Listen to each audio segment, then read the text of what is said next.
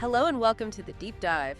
Today we're really digging into the controversies, the drama swirling around Black Desert. It's this huge MMORPG, visually amazing, captivated millions, and we've basically gone through tons of community feedback, official announcements, even the big patch that dropped just yesterday, September 4th.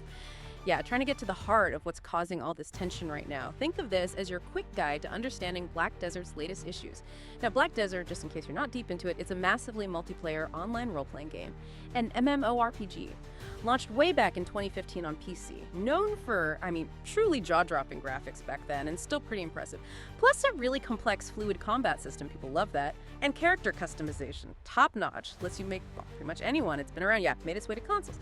And they're even talking PS5 and new Xbox releases for June 2025.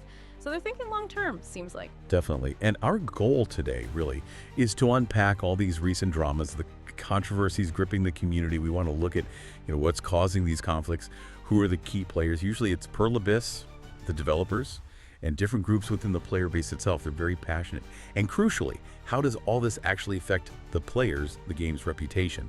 We're pulling insights straight from what people are saying right now online, plus those official updates, so you get the full picture. Okay, let's dive in then. One thing you hear a lot, this idea that Black Desert, which is supposed to be massively multiplayer, is actually, almost entirely a single-player game for many. How does that even work? Seems like a contradiction, right? And MMO, that's so... Yeah, you see comments all the time. Almost entirely single-player. Very little group PvE. That's the player versus environment stuff, dungeons, that kind of thing. People point out there aren't really traditional MMO things like, dedicated dungeons you run with the party, or specific roles like tank, healer, DPS for most classes, or even strong support skills. It's different by design. And even when group grind spots do exist, players say they're, often not worth it. Either hard to find or just plain less efficient than grinding by yourself if you want to progress fast. So finding a party? Tough. Sometimes pointless if you're min-maxing. It sounds like the main multiplayer thing is really the PvP, player versus player. Duels or those huge node wars, sieges, 100 versus 100 battles, that's where the group stuff happens. People get told, make your own fun, but then the game itself doesn't really seem to encourage group PvE with good rewards. And that's the fascinating part, isn't it? How that design choice just fundamentally changes what an MMORPG is for people playing it. They come in expecting, group dungeons, raiding, working together against AI monsters, and they find the core loop, the progression, is heavily weighted towards playing alone. It's not just a small thing, it's like a core philosophy difference.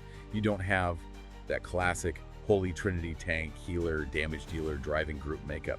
Most classes in BDO are pretty self-sufficient, built to grind solo efficiently. So the insight here is, while that's great for players who like solo progression, it actively works against that spontaneous grouping, the social bonding you get in other MMOs. It's this weird paradox. Join a multiplayer game to play, mostly by yourself. And that mismatch, it leads to disappointment. You see players saying, if you want co-op PvE, go play Final Fantasy XIV or WoW. Now, okay, the devs have promised a new 5-person dungeon future raids. But players have been asking for this for a long, long time. It's not a new request, so the fact that it's still coming soon just kind of highlights the ongoing frustration. That's a really key point, that philosophical disconnect. So if the game's pushing you solo, what does that do to the social side? The community? Does it maybe even affect how people view the monetization if they're not building those strong group ties? And speaking of monetization, there are some strong feelings there. We see people calling it a rigged casino. What's going on with the cash shop and progression? Well, for one, there's talk about needing a VIP subscription. The value pack, right? Costs what? Around 10 bucks a month, maybe 330 baht in places like Thailand. And people feel you need it just to make in-game money efficiently. Feels like a paywall to many. Then you get into the enhancement system. That's upgrading your gear. And people really do call it a rigged casino. It's notorious. Success rates are low. Failure can mean your gear gets damaged or even destroyed. It's brutal.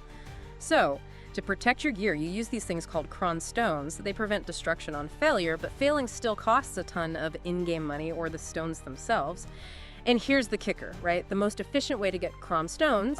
Yes. The outfits. Exactly. Yeah. Buy cosmetic outfits from the Pearl Shop, the real money store, and then you melt them down for cron stones. So it creates this direct line, almost unavoidable, from spending real cash to protecting your gear progression. It blurs that line between cosmetic and pay to progress and feels really exploitative to a lot of players. And if you zoom out, connect that to the bigger picture. This feeling of heavy monetization or even pay to win. It really damages player trust. Long-term engagement suffers. This focus on whale content, catering to the high spenders, it's not unique to BDO, right? It's a strategy in many free-to-play games. High development costs, trying to get good revenue per user from that dedicated minority. But the criticism is that Pearl Abyss seems so focused on that small group, maybe the top 2%, that the other 98%, the vast majority, feel neglected or even exploited. And when that feeling mixes with worries about just accessing regular content, well, it creates a lot of negativity. That's where you hear people saying, the game is declining hard. It's a tough balancing act for any online game, but especially one that needs a happy, stable player base. Dipping into players' wallets that aggressively, it just erodes goodwill over time. Right. Okay, so that's the solo feel, the monetization woes. But here's where it gets really heated, I think. The PvP Black Desert's combat system, often praised. Seriously, people say it's maybe the best action combat in any MMO. So fluid, so impactful. But the player versus player balance, the class balance, it seems like it's always a source of drama. You hear constantly that PvP has been broken for ages. Looking back, there were changes years ago meant to fix exploits in open world PvP. And they just made a lot of players furious, really shook up guilds and rivalries. There were even some pretty ugly moments where parts of the community blamed players from specific regions, like China, for negative PvP changes. Yeah, that happened. Internal friction instead of focusing on the actual problem. And the existing big PvP modes, like Siege and Node Wars, people say they're just old and boring now. After years doing the same thing, the same objectives, player fatigue is real. But maybe the absolute core of the PvP frustration, beyond specific modes, is this practice of balancing characters weekly. Can you imagine? You spend hundreds, maybe thousands of hours mastering your class, learning all the combos, the matchups, and then every week its core abilities, its damage, its defenses might get significantly changed. It forces you to constantly relearn everything. Exactly. People say it forces invested players to relearn every week. It's incredibly frustrating and validates all that practice, that muscle memory. We've seen comments saying this constant churn caused many pro players on foreign servers to just quit. I believe it. Who can keep up with that? And then there's gear influencing PvP. Boss drops give the best gear, right? But the perception is that these drops heavily favor high-level players, and specifically ATK classes, the damage dealers. So if you play tank class, you're kind of left behind. Less damage means fewer drops, slower progression. Which reinforces a meta completely dominated by damage output. Makes it harder for other roles to even compete. And that raises a huge question, doesn't it? How do these constant, often massive, balance changes actually impact the player experience, their feeling of investment? It makes mastery feel like a moving target you can never quite hit. You pour time, resources, maybe even your real money into a class, expecting it to perform a certain way, and boom, next Tuesday it could be totally different. It's like they keep changing the rules halfway through the match, and this constant flux, plus the feeling that maybe certain classes or playstyles are favored, it just feeds into endless arguments, dissatisfaction, this sense of unfairness, especially if you love a class that isn't currently meta, like those tanks. It makes it really hard for people to feel committed long term. Your efforts could be wiped out by the next patch notes. And speaking of patches, let's talk about the one from yesterday, September 4th. This one had a magic crystal balance. Aimed specifically, it says, at reducing the excessive effectiveness of damage reduction sets in PvP.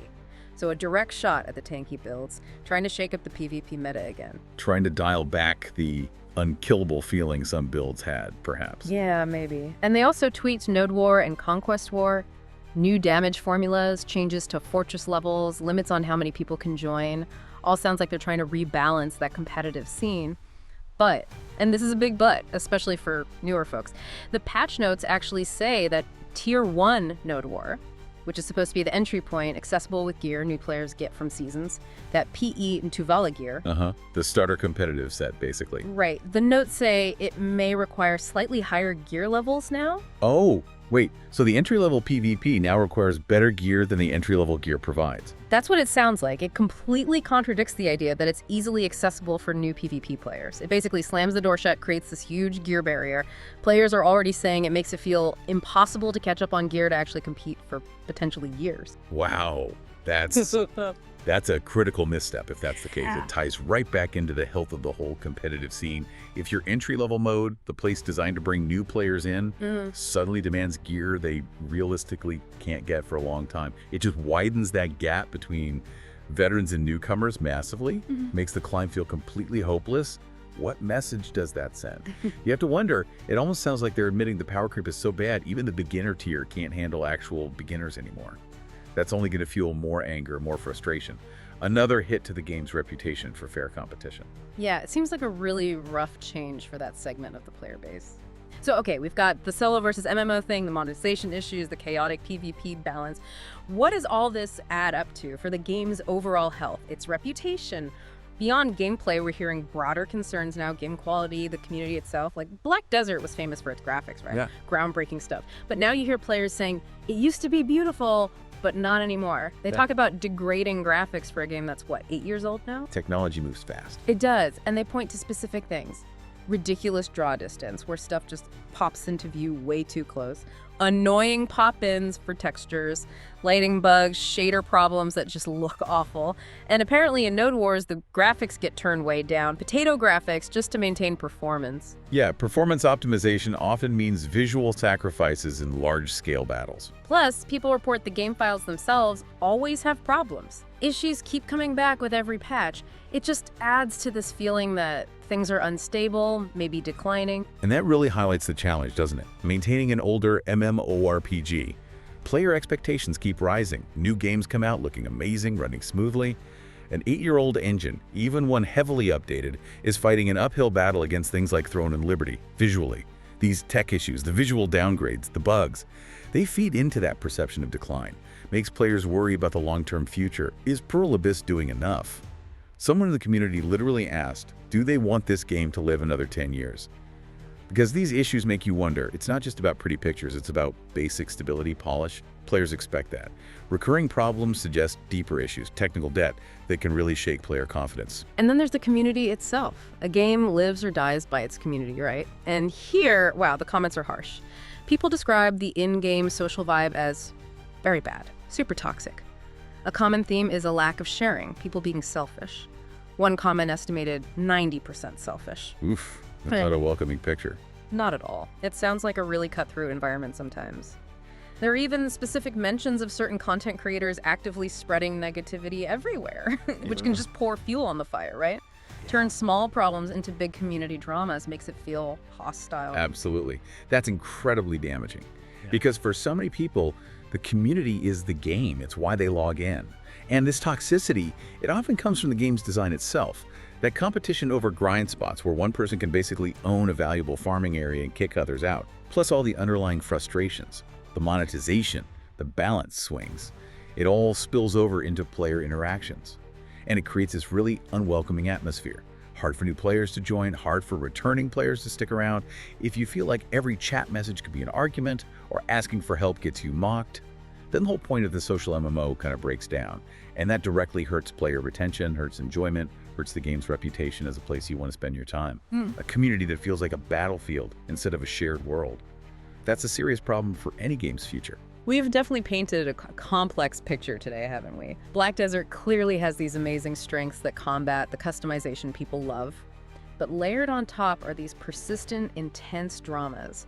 Monetization, the solo MMO identity crisis, the never-ending PvP balance roller coaster, technical debt. These are huge hurdles for any game, especially one aiming for another decade of life. Indeed. And yet, despite all these criticisms, some of them really fundamental.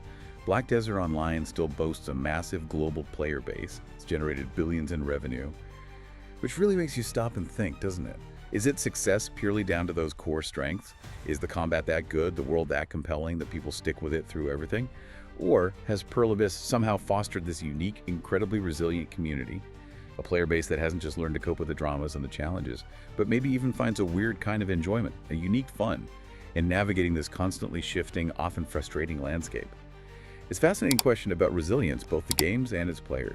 Definitely something to mull over. Finally, please support us by following, liking, and sharing so you don't miss out on great news. Thank you.